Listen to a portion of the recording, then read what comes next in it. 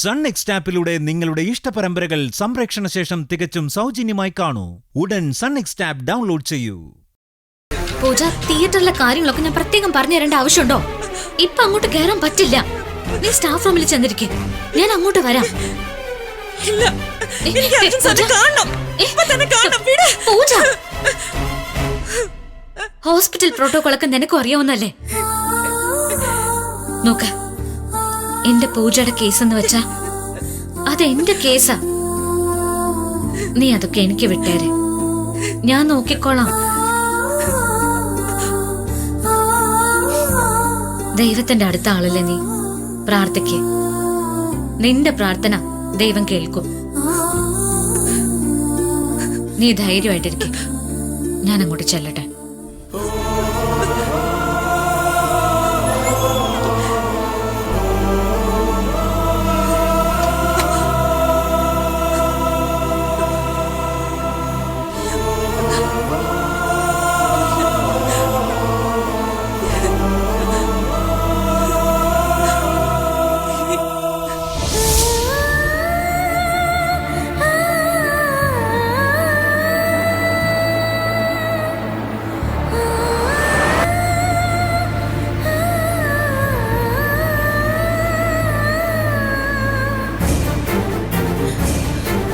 മോനെ, ഒന്ന് വേഗം പോ. എനിക്ക് എന്റെ മോനെ ഒന്ന് കാണണം. അഖിലേ, മാധുരി കരയില്ലേ മോളെ? നമ്മുടെ മോൻ അർജുൻ ഒന്നും സംഭവിക്കില്ല. നമ്മൾ എന്ത് ചെയ്യാന്?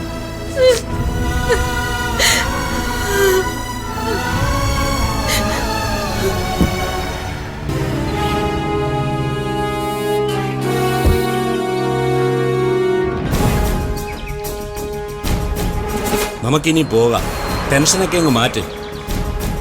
അല്ല, ഞാൻ പറയുന്നതേ, നമുക്കിവിടുത്തെ ഹോസ്പിറ്റലിലൊക്കെ ഒന്ന് അന്വേഷിക്കാം. ഏത് ഹോസ്പിറ്റലിൽ അഡ്മിറ്റ് ആക്കിയെന്ന് നോക്കാം. അർജുന്റെ അവസ്ഥ എന്താണെന്നൊന്ന് അറിയാം. നിന്നോട് ഞാൻ മലയാളത്തിലല്ലേ പറഞ്ഞത്? നമുക്ക് ആദ്യം വീട്ടിൽ പോവാം, എന്നിട്ട് സമാധാനമായിട്ട് കാര്യങ്ങൾ അന്വേഷിക്കാം. നോക്ക്, നിനക്ക് വേണ്ടിയാ ഞാനിതൊക്കെ ചെയ്യുന്നത്. എനിക്കറിയാം, എന്നാലും അവൾ ഓരോ പ്രാവശ്യവും രക്ഷപ്പെട്ടു പോവാണല്ലോ. ഇപ്പൊ തന്നെ അവളുടെ തൊട്ടടുത്തെത്തിപ്പോ രക്ഷപ്പെട്ടു. ദൈവങ്ങളൊക്കെ അവളുടെ കൂടെയാ. സ്നേഹസദനത്തിൽ വെച്ചും അവൾക്കൊരു പ്രയാസം വന്ന ദൈവത്തിന്റെ മുന്നിൽ ചെന്നൊരു പ്രാർത്ഥനയുണ്ട്. അവളുടെ പ്രശ്നങ്ങള് അതോടെ മാറിക്കിട്ടും.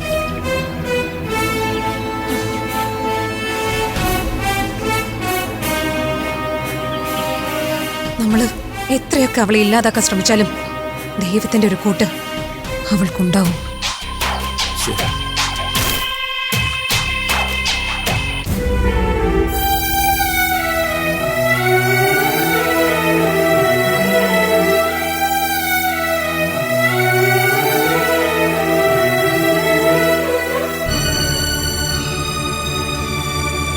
അമ്മ, എന്റെ ഓരോ അവസ്ഥകളും അമ്മ എനിക്ക് തരുന്ന പരീക്ഷണമായിട്ടാണ് ഞാൻ കരുതിയിരുന്നത്. എനിക്ക് കൂടുതൽ ശക്തിയും ധൈര്യവും തരാൻ വേണ്ടി അമ്മ തരുന്ന പരീക്ഷണങ്ങളാണെന്ന് സമാധാനിച്ചു. പക്ഷെ ഇപ്പൊ എനിക്ക് മനസ്സിലാവുന്നു, അമ്മ എന്നെ ശിക്ഷിക്കുകയാണ്. എന്നെ സ്നേഹിക്കുന്നവർക്കും ഞാൻ സ്നേഹിക്കുന്നവർക്കും ഓരോ ദുഃഖങ്ങൾ കൊടുത്ത് അമ്മ എന്നെ ശിക്ഷിക്കുകയാണ്. ഇത്ര എന്നെ കരയിക്കാൻ ഞാൻ എന്ത് തെറ്റാ അമ്മയോട് ചെയ്തത്? അമ്മയെക്കുറിച്ച് ആലോചിക്കാതെ, അമ്മയുടെ മുന്നിൽ നമസ്കരിക്കാതെ എന്റെ ഒരു ദിവസമെങ്കിലും കടന്നു പോയിട്ടുണ്ടോ?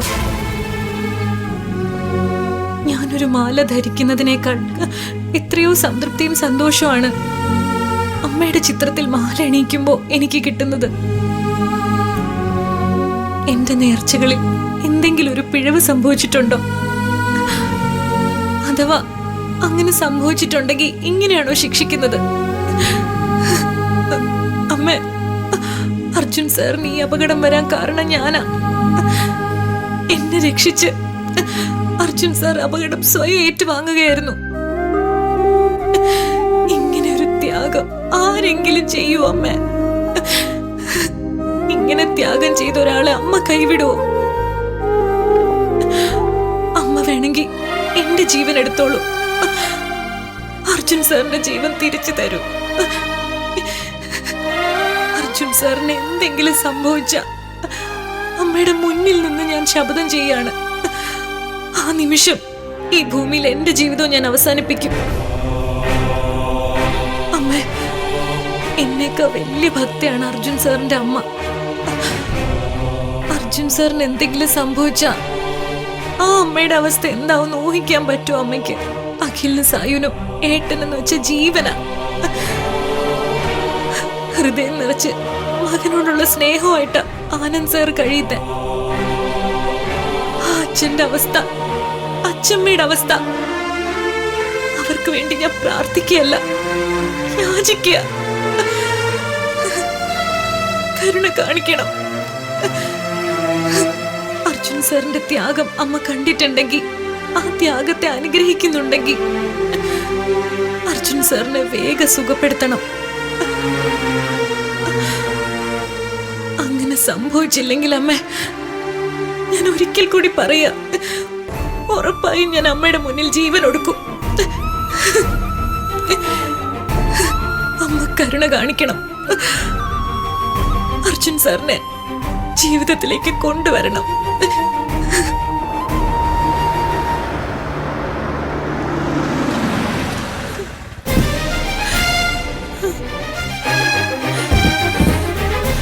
മോനെ,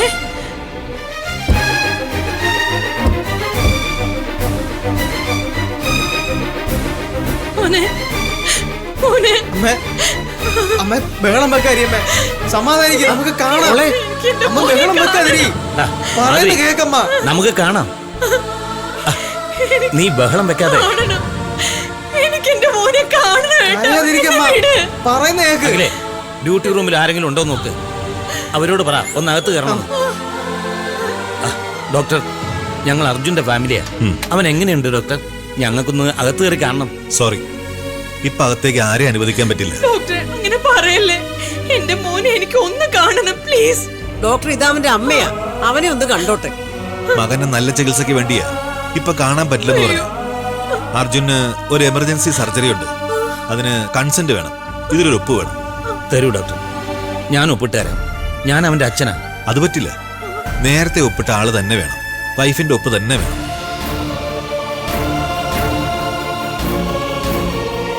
വൈഫിന്റെ ഒപ്പോ? ഡോക്ടർ, ഞാൻ അവന്റെ അച്ഛമ്മയാ, ഞാൻ ഒപ്പിടാം. അവന്റെ വൈഫൊന്നും ഇവിടെ ഇല്ല. ഞാൻ ബ്രദറാ, ഞാൻ ഒപ്പിട്ട് തരാം ഡോക്ടർ. ആരെങ്കിലും ഒന്ന് ഒപ്പിട്ട് എന്റെ മോനെ ഒന്ന് രക്ഷിക്കോ? സോറി, അങ്ങനെ ആരെങ്കിലും ഒപ്പിടാൻ പറ്റില്ല. അർജുന്റെ വൈഫിന്റെ ഒപ്പ് തന്നെ വേണം. വൈഫാ ആളിനെ ഇവിടെ അഡ്മിറ്റ് ആക്കിയത്. വൈഫോ? ഡോക്ടർ, ഞങ്ങൾ ആരെങ്കിലും ഒപ്പിടാം. പറഞ്ഞില്ലേ സാർ, പേഷ്യന്റിനെ ഇവിടെ അഡ്മിറ്റ് ചെയ്ത് വൈഫ് തന്നെ ഒപ്പിടണം. സർ, ആ ഭാവന, പേഷ്യന്റിന്റെ വൈഫിന്റെ ഒപ്പ് വേണം. ഡോക്ടർ ഒരു മിനിറ്റ്, ആളിനെ ഞാൻ കൊണ്ടുവരാം.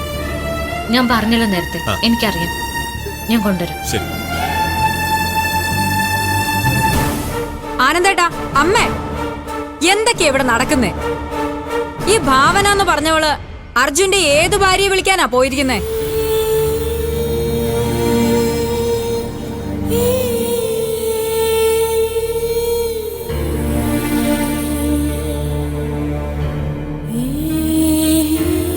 പൂജ, ഭാവനെ, സാറിന് എങ്ങനെയുണ്ട്? നീ വന്നേ, ഒരു കൺസെന്റ് ഒപ്പിട്ട് കൊടുക്കണം.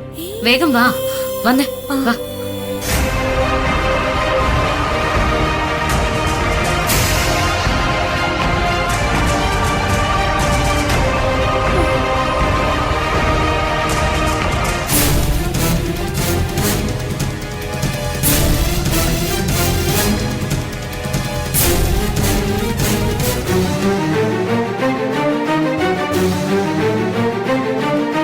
ഡോക്ടർ, ഇതാണ് ഞാൻ പറഞ്ഞ പൂജ.